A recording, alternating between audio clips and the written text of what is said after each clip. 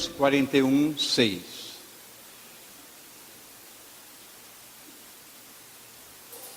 Diz assim: um ao outro ajudou, e ao seu companheiro disse: esforça-te. Olhe para a pessoa do seu lado e diga: esforce-se. E gostaria de ler mais um verso da palavra que está em 1 Coríntios 3:9. Porque nós somos cooperadores de Deus. Vós sois lavoura de Deus e edifício de Deus. O que é ser um cooperador?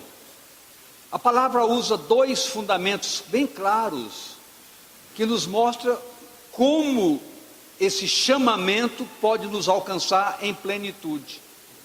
Que nós somos lavoura. Lavoura, você planta semente para que ela produza e produza mais sementes. É difícil, você vai colocando pedra sobre pedra até formar um edifício. Tudo objetivando o quê? Crescer, crescer e crescer. Você pode sentar por um instante. Eu não preparei aqui nenhum estudo para ministrar nesta noite, mas quero falar algo que gostaria que você procurasse entender, porque tem um sentido prático e objetivo, para nós entendermos o propósito da igreja, no que diz respeito a estratégias. Quando Deus chamou Josué para introduzir o povo de Israel, pós-morte de Moisés, na terra prometida, Deus estabeleceu estratégias para fazer o povo entrar na terra.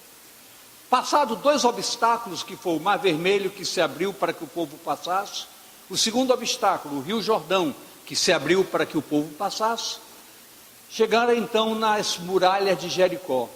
E Deus estabeleceu uma estratégia de rodear as muralhas por 7 vezes, e na 7ª vez, no tocar da buzina, as muralhas caíram. Então Deus sempre procurou mostrar estratégias. E também Deus estabeleceu sempre parâmetros diretivos para o caminhar do povo. E o povo, por desobediência, por não acatar a direção divina, fracassou muitas vezes, sofreu danos muitas vezes. Então tudo que se possa pensar como estratégia para que a palavra de Deus se cumpra em nossas vidas como igreja, nós precisamos fazer.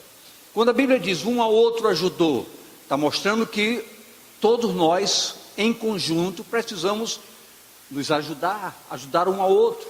Nós estamos numa campanha de oração.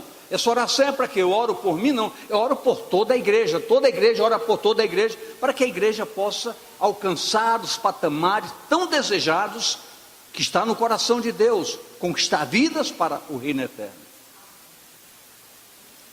Mas, historicamente, a igreja usava dois fundamentos básicos: um ativo e outro passivo.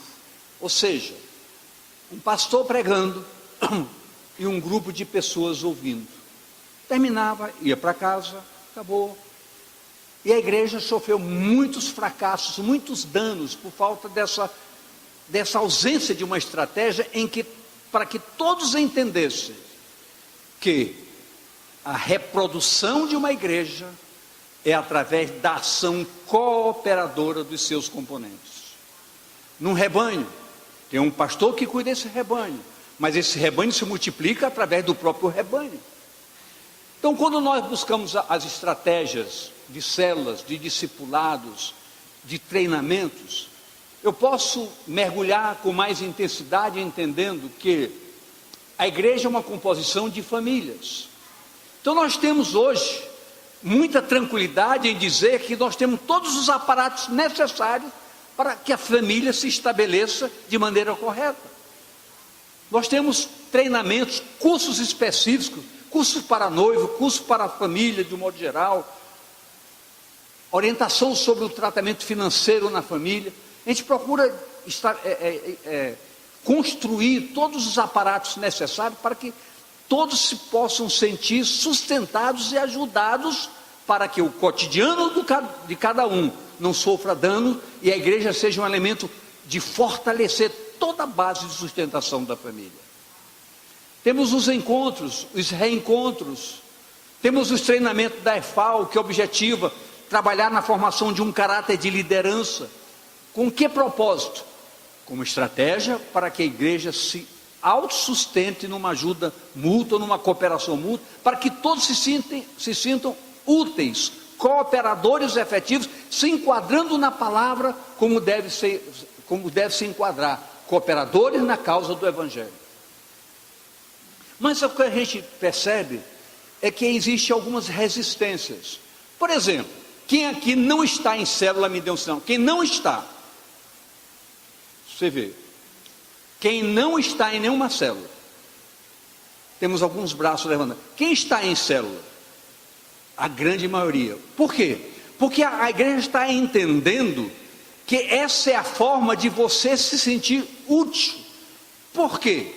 Porque é o lugar onde você pode exercitar a sua prática de evangelismo. Como? Você tem um companheiro de trabalho, uma colega de escola, você convidar para a igreja, de pronto é uma barreira que existe.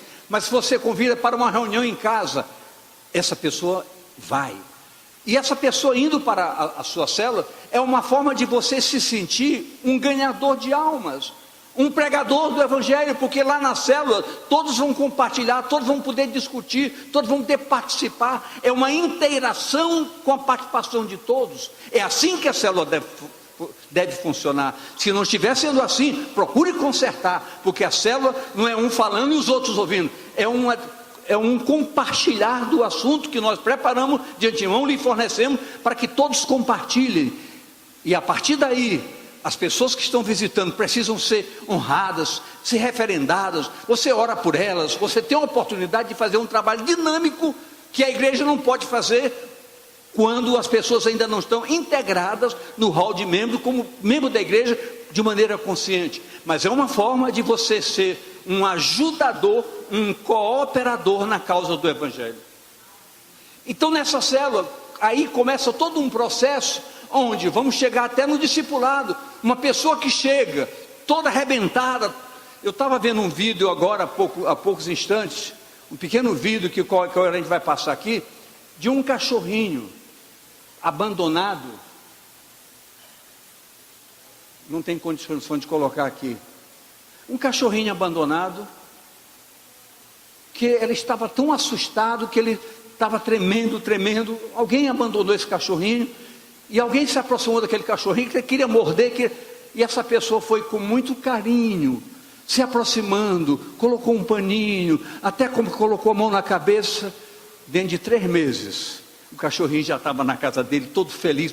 Por quê? Porque foi cuidado, foi tratado, foi respeitado, foi tratado com dignidade. E quando as pessoas são tratadas com dignidade, na sua célula, ela quer voltar, ela quer repetir, ela aceita ser discipulada, ela aceita ser tratada, ela aceita tirar todos os carrapichos da sua vida, com muito carinho, com muito amor, com muita dedicação, com muito zelo. Você está entendendo isso? Então isso é uma participação que todos nós podemos ter. Não é só o pastor, você é um pastor, você é uma pastora de vida, de corações. Então você pode fazer isso. Então coloca um para cuidar do outro, um para cuidar do outro, um para cuidar do outro, um para cuidar. Então assim vai estabelecendo o discipulado da sua forma correta, que é o verdadeiro MDA, um cuidando do outro.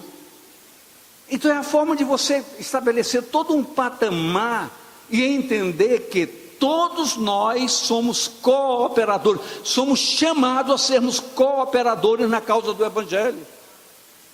Fala com a pessoa do seu lado e pergunta: você é um cooperador?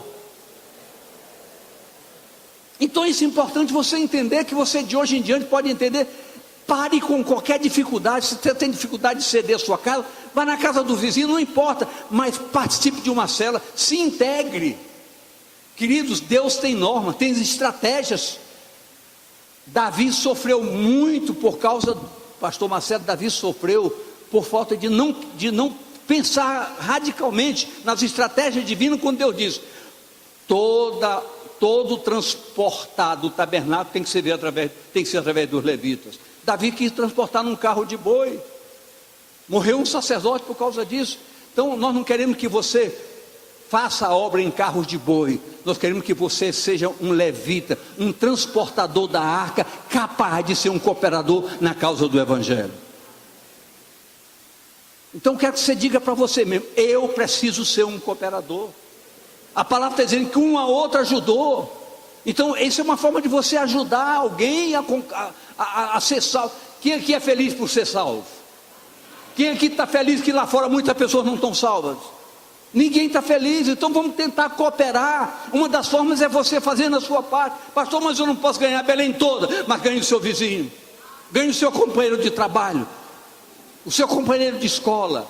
Mas faça alguma coisa, abra a sua casa. Mas antes de abrir a sua casa, abra o seu coração e entenda que você é um cooperador de excelência. Você é um edificador, você é um semeador das boas novas que vão conquistar vidas para o reino de Deus. Pense nisso, mergulhe profundamente nisso, entenda que isso é um chamamento muito sério. Outras pessoas têm dificuldade de se submeter ao treinamento da EFAL. No sábado passado, nós demos diplomas para a segunda turma do primeiro módulo. Algumas pessoas fizeram o primeiro módulo e desistiram do segundo módulo. Queridos, na minha Bíblia está escrito, na carta aos Hebreus, que nós não somos daqueles que retrocedem, nós somos daqueles que avançam. Você que fez o primeiro módulo, por favor, obedeça, faça o segundo, complete a obra, seja capacitado para ser um líder de excelência. Por favor, toque na pessoa do seu lado, diga: meu irmão, se você fez o primeiro, faça o segundo. Se não fez nenhum, inscreva-se. Vamos abrir novas turmas agora. Nós compramos um prédio ali na esquina só para fazer classe para a escola da EFAL. Por favor, se prepare para ser um cooperador na causa do evangelho.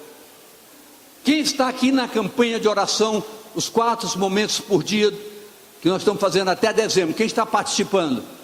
A minoria está participando. Eu queria que você escutasse o que eu vou dizer. A Igreja Batista Missionária da Amazônia está numa campanha de orar todas as 6 da manhã, meio-dia, 6 da tarde e meia-noite. Pastor, mas já aconteceu comigo. Passou das 6h30, 6h30 eu vou. Não importa, eu estou no foco, no propósito. Deus contempla o propósito, Deus contempla o foco. Passaram 5 minutos, não oro mais não. Passou 15, ore de novo, não importa. E uma vez na semana, uma consagração sua. Abrir mão de uma refeição em consagração. Não é para passar fome não, é em consagração de propósito para com Deus. Para quê? Para que a igreja alcance os patamares que ela precisa alcançar. Mas isso, a função maior, o fundamento maior hoje para conosco, é que nós não sejamos uma igreja com células, nós sejamos uma igreja em célula, todo mundo participando de célula. Você viu quando eu perguntei quem não está, 3 ou 4 pessoas, e quando eu perguntei quem está, quase toda a igreja já está em célula. Então nós somos uma igreja em célula. Por quê? Porque célula é um propósito divino. E se você abrir a Bíblia, você vai encontrar em vários estágios da palavra, reuniões nas casas, reuniões nas casas, reuniões nas casas, reuniam-se nas casas, trabalhavam nas casas, evangelizavam nas casas, iam de casa em casa, evangelizando, conquistando vida para o reino. Esse é o propósito real que se estabelece através do MDA. Eu conversava hoje à tarde com uma pessoa, mostrando que para essa pessoa, pastor, mas a gente muda de um sistema para outro. Queridos, nós não mudamos de sistema, nós estamos aperfeiçoando um sistema para que ele se torne mais objetivo, mais manso, mais humilde, mais simples, mas com o mesmo propósito: ganhar vidas para o reino de Deus. Se você está feliz com a sua salvação, pense que lá fora tem algumas pessoas infelizes porque estão indo para o inferno e não sabem. E você, como sabe o caminho, poderia cooperar com seu vizinho, com seu companheiro de escola, seja com quem for, mas seja um ganhador de alma, seja um facilitador para que vidas conheçam a rota da salvação na pessoa do Senhor Jesus. Eu posso ouvir mais uma vez amém? Você que ainda não está numa célula, nos procure urgente. Você que ainda não está no discipulado, nos procure urgente. Nós queremos ser agentes facilitadores da sua participação mais efetiva. Você é capaz de olhar para a pessoa do seu lado e dizer: seja um facilitador? Seja um facilitador. Eu posso ouvir amém mesmo? Então, queridos, eu queria compartilhar apenas isso nessa manhã. Seja um líder de excelência. Seja um pastor e uma pastora de coração. Pastor, mas eu não estou aí no púlpito. Não importa. Faça da sua célula um lugar onde você tem um púlpito para emitir sua opinião, para compartilhar a opinião. Nós damos um material toda semana para você. Você não vai ter trabalho nenhum. Apenas compartilhar, conversar com pessoas, falar sobre as delícias do reino, para que as pessoas sejam nutridas com essa verdade. E eu tenho certeza que Deus vai se agradar. Deus vai ficar alegre com você. E na minha Bíblia está escrito que quando Deus se alegra conosco, nós nos tornamos fortes e mais que vencedores. Então, amém, queridos? Você que ainda não está, não fique fora desse grande chamamento que a palavra estabelece para conosco. Participe. Diga à pessoa do seu lado, por favor, participe, por favor.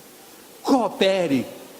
Ouça o que diz a palavra. Um ao outro ajudou, e ao seu companheiro disse: esforça-te, tem bom ânimo, faça a sua parte. Eu posso ouvir amém?